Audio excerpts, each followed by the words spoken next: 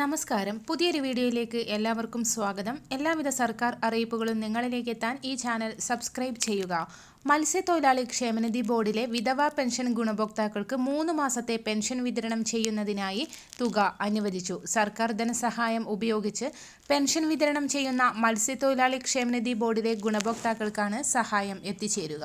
അതോടൊപ്പം തന്നെ സാമൂഹിക സുരക്ഷാ പെൻഷൻ വീട്ടിലെത്തിക്കുന്നതിന്റെ ഇൻസെന്റീവായി 40.50 കോടി രൂപ അനുവദിച്ചതായി ധനമന്ത്രി KN ബാലഗോപാൽ അറിയിച്ചു.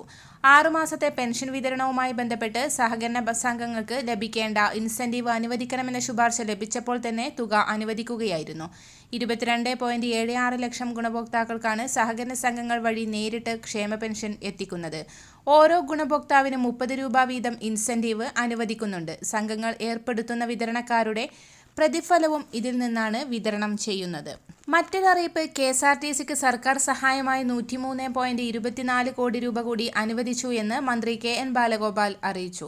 പെൻഷൻ വിതരണത്തിനായി 73.24 കോടി രൂപയും മറ്റു കാര്യങ്ങൾക്കുള്ള സാമ്പത്തിക സഹായമായി 30 കോടി രൂപയുമാണ് അനുവദിച്ചത്. ഈ സർക്കാരിന്റെ കാലത്ത് 6307 കോടിയോളം രൂപയാണ് KSRTCക്ക് സർക്കാർ സഹായമായി നൽകിയത്. എല്ലാവിധ സർക്കാർ അറിയിപ്പുകളും നിങ്ങളിലേക്ക് എത്താൻ ഈ ചാനൽ സബ്സ്ക്രൈബ് ചെയ്യുക.